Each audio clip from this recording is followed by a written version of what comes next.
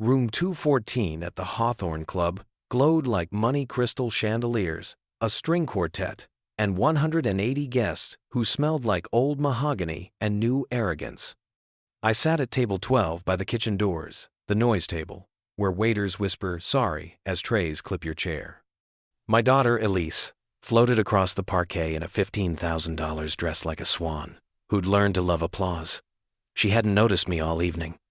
Maybe she had, and decided not to. When the DJ tapped the mic and asked for the bride's words, I lifted my water, steady hands, slow breath. The last thing I expected from my only child was a public execution. "Good evening," she said, voice sweet and polished. I never imagined I'd end up here marrying into a family with standards, with real achievement. The Sterling-side hedge funders and yacht friends lifted their flutes. "I didn't grow up with much," Elise went on, eyes sliding to my corner. "My dad tried, but after Mom died, he let life beat him. He settled. He quit." Polite laughter. Someone muttered, "Tragic." She kept going, her smile sharpening. "I'm grateful to the man who's been like a father to me, Whitman Sterling. He showed me what success looks like." The room applauded. Whitman accepted the credit like a medal. Elise raised her glass one last time. "And here's to my real father at table 12, who did the best he could with what he had, even if it wasn't much." The laugh that followed was small but vicious, the kind that leaves a bruise. I set my glass down carefully, because I knew something Elise didn't. There was $33,187,432 sitting in my checking account that morning. Another $41 million sitting in my portfolio. A 12-bedroom estate with the Sterling crest on the gate on a deed with my name. And an 8-year-old voice memo on a rose gold iPhone, recorded 3 days before my wife died, with instructions for what to do if this exact moment ever arrived. I didn't stand. Not yet. Revenge without proof is just drama. Revenge with receipts is justice. I reached into my jacket and felt the familiar weight of Margaret's old phone. Hospice had softened her voice, but not her clarity. "Don't spoil Elise with money," she'd whispered, hand in mine. "Make her earn kindness, and if she ever uses my death to hurt you, tell her the truth." I'd spent 2 years selling everything legal would allow to buy time for Margaret. Immunotherapy at Hopkins, proton beam at Mass General, a clinical consult in Switzerland that cost a car. Elise saw the withdrawals and decided poverty had moved in permanently. I let her. I drove a 2012 Civic, a $200 Navy suit, groceries at the same discount store. Meanwhile, her student loans melted like snow every month from an anonymous donor. Security deposits appeared on time. Credit card fires went out overnight, helping quietly while she learned loudly. That was my plan. Margaret's plan. It failed. Elise fell in love with applause, and applause met her at the club. The Sterlings fed it subtle jokes about new money and old standards. I kept my head down and counted exits. The DJ announced dinner. The quartet slid into something tasteful, and servers flew past my chair with plates no one at table 12 had requested. I checked my phone, battery full, files queued, one email from my attorney confirming the update I'd wrestled with since dawn. Across the room, Elise posed for photos between her new husband and his father. They framed her like a trophy. She framed me, like a cautionary tale. That's when the cold settled in my chest, not rage, not grief. Clarity. Margaret had given me permission. Tonight, I would use it. The DJ called for toasts, best man, maid of honor, polished lies wrapped in ribbon and champagne. While they spoke, I built the order of my truth. First, Margaret's voice. Second, the balance. Third, the deed. Fourth, the ledger of every anonymous payment. And finally, the line in my will that would rewrite the next 50 years in a sentence. "Father of the bride?" the DJ asked, scanning the room. Elise leaned into the mic, smile tight. "He's a little shy." I rose. Chairs scraped. Conversations snapped shut. Eyes found the man in the cheap suit at the back. The failure, they just applauded. I walked toward the podium, each step measured, like a judge crossing a courtroom to deliver a verdict.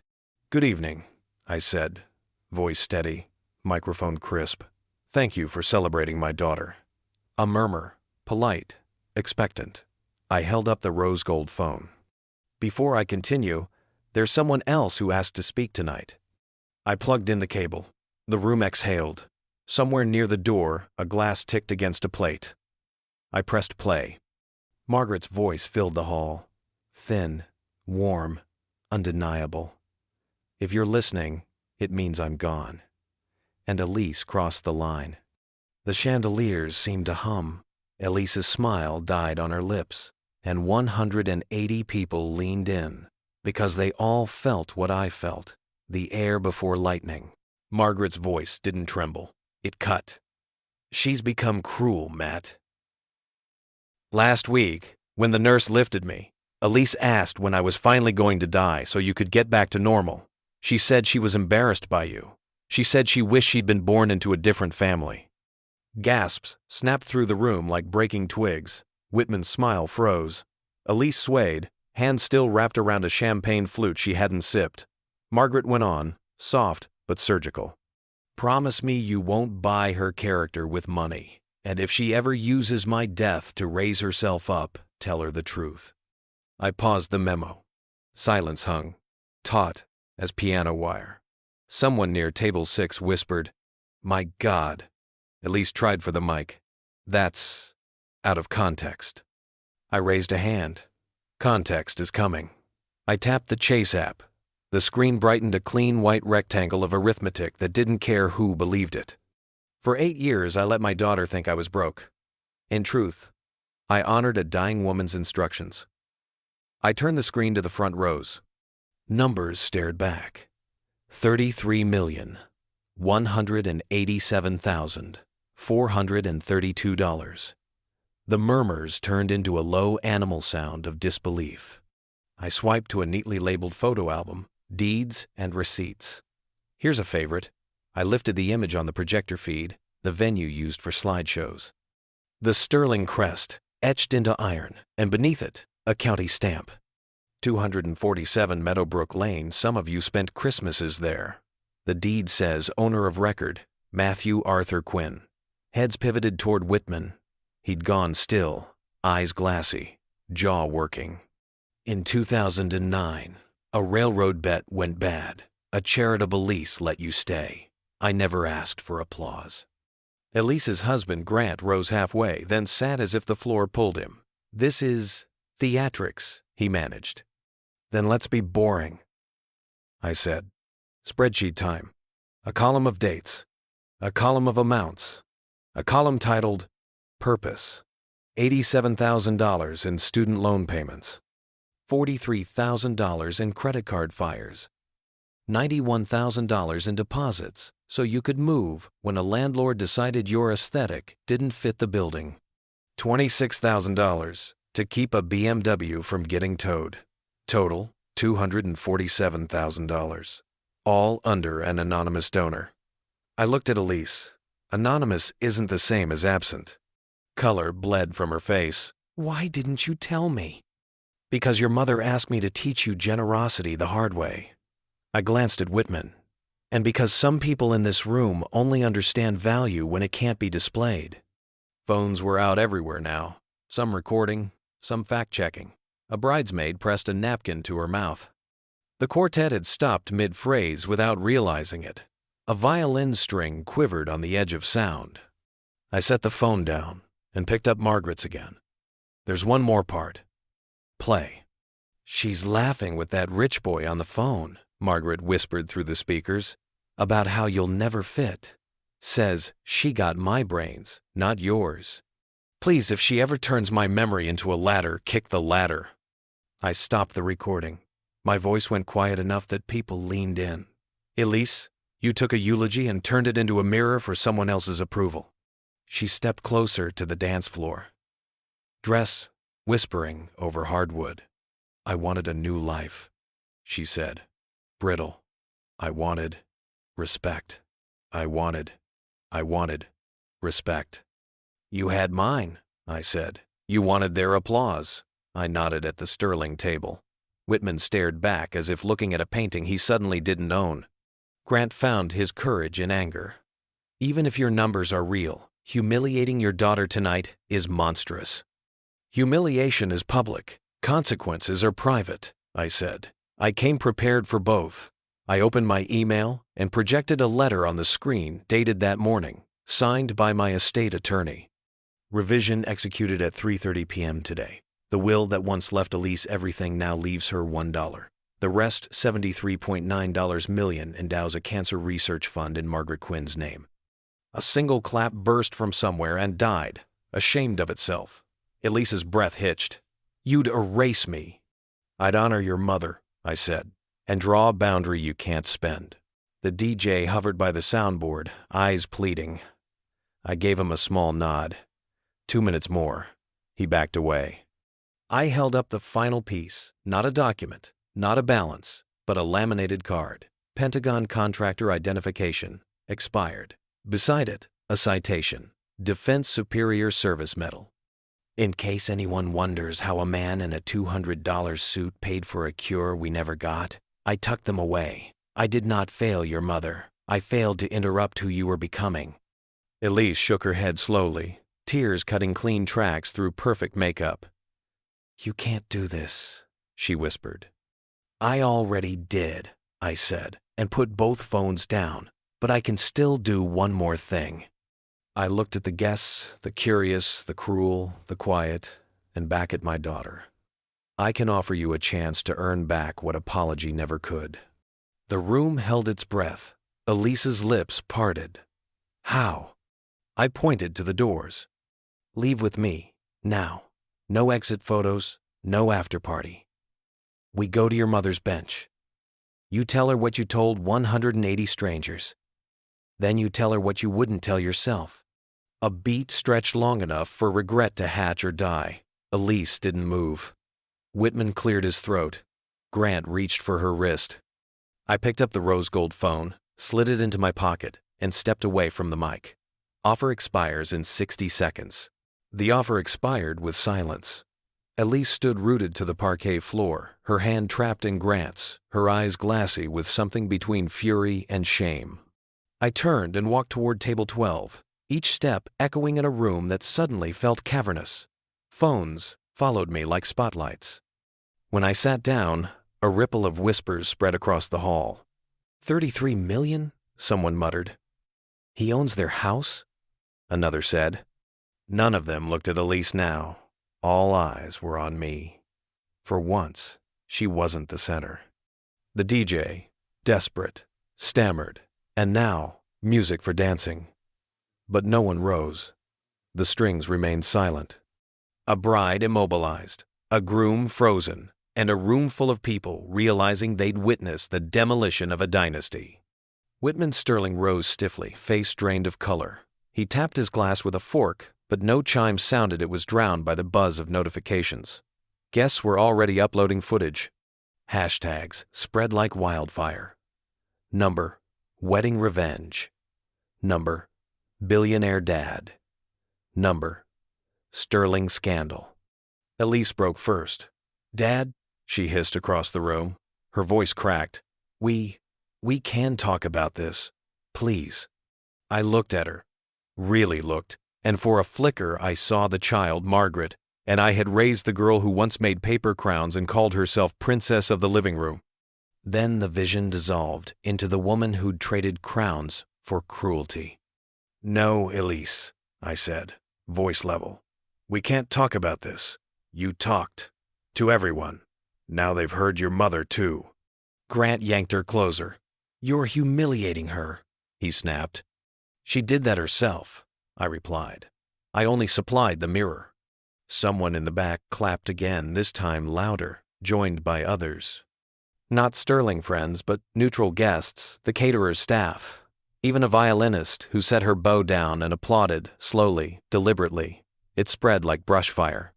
The half of the room that had come out of obligation, not pedigree, now applauded the destruction of arrogance. Elise's composure cracked. Stop! She screamed, voice raw. This is my wedding, not his circus. On the contrary, I said, rising once more. It's exactly what it always was, a stage. You wrote the script, Elise. I simply provided the ending. Whitman staggered toward me, trembling. That property deed is public record. I finished. Check your phone, Whitman. You'll find the bankruptcy filing, too. The family fortune ended 15 years ago. I carried your legacy on my back while you pretended otherwise. A groomsman muttered, So the Sterlings have been tenants this whole time? A ripple of laughter followed, thin but deadly. Elise's mascara streaked her cheeks like war paint. You've ruined me, she whispered. I leaned into the mic one last time. No, you ruined yourself when you thought applause was worth more than integrity. When you made your mother's death currency. Tonight is simply the receipt. The applause swelled not everyone, but enough. Enough to carve the line Margaret asked me to draw. Elise covered her face, sobbing, while Grant pulled her back toward the head table. Whitman slumped into his chair, Patricia staring at her untouched wine, like it might poison her. I turned, collected my jacket, and left the hall. Behind me, chaos unfolded. Some filming, some comforting, some whispering, but I didn't look back. Outside, the autumn night was sharp and clean, the stars pricking through velvet sky. My Civic waited by the valet. The young attendant handed me the keys with wide eyes.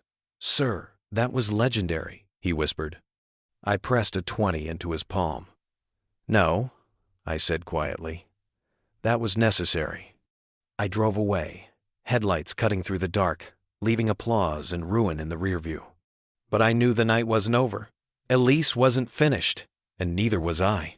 I pulled into the condo complex just after 11, the night cool and quiet. For the first time in hours, there was no applause, no cameras, just the hum of the streetlights and the familiar creak of my parking spot. I thought maybe, just maybe, the war was over. I was wrong. A black BMW idled under the lamppost, her BMW, the one I'd kept afloat with anonymous checks for years. Elise leaned against the hood, wedding dress wrinkled, mascara gone, hair falling from its crown. She looked less like a bride and more like someone who'd run from a fire and carried the smoke with her. Dad, she said when I stepped out, her voice stripped of its wedding bravado. Please, 5 minutes. I studied her. For once the arrogance was gone. She looked like Margaret's daughter again, raw, small, almost human. Against my better judgment, I nodded. She tried to smile. It collapsed into a bitter laugh. Reception ended early. Half the guests left before cake.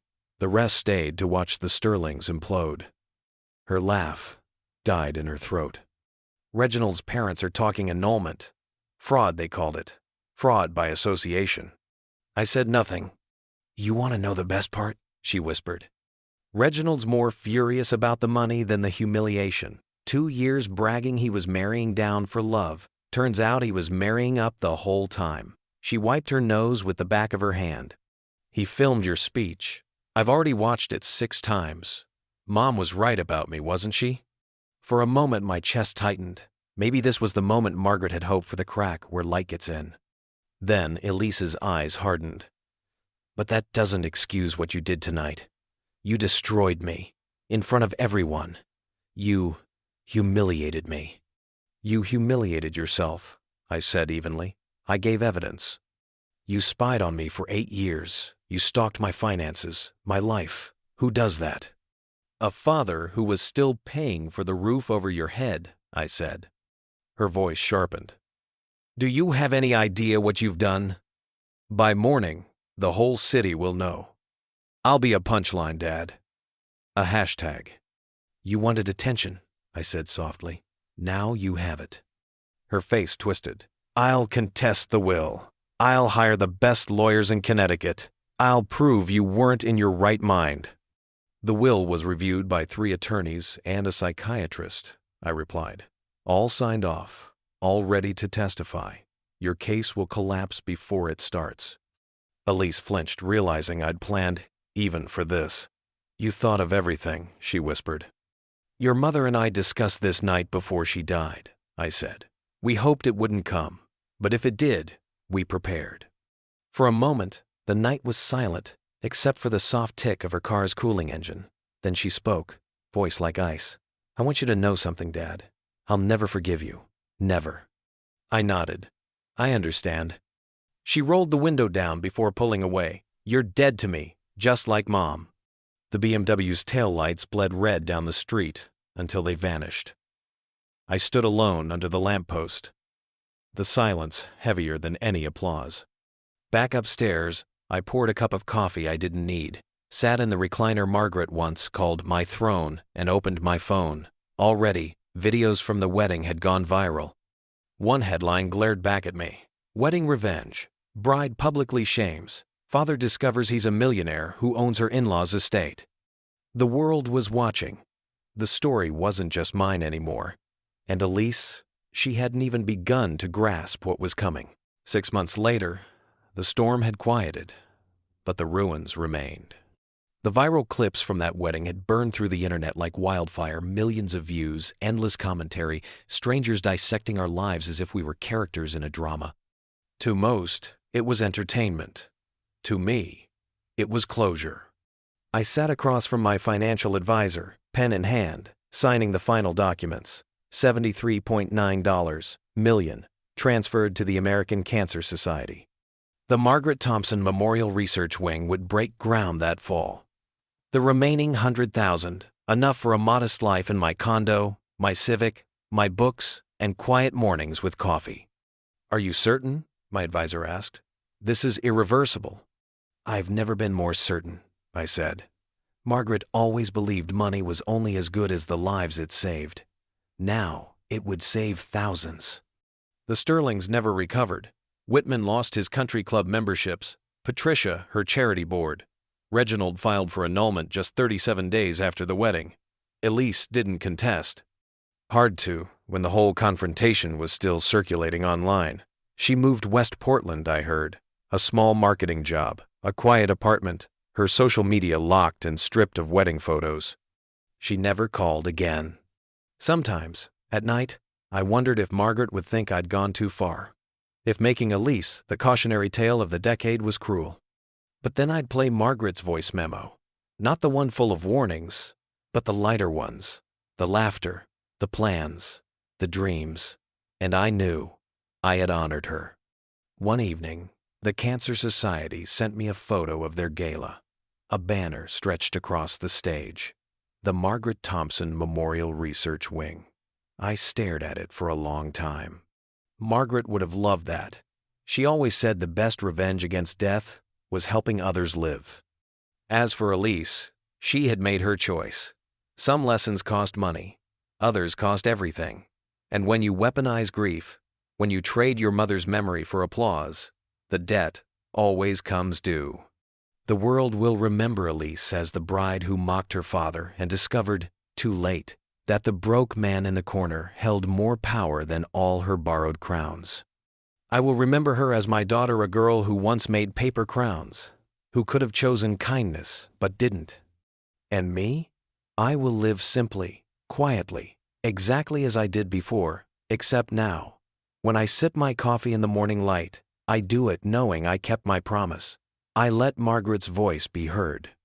I drew the line she asked me to draw. Sometimes revenge isn't about rage, or destruction, or money. Sometimes it's about silence, patience, and one perfectly timed truth. And that truth, once spoken, can never be taken back.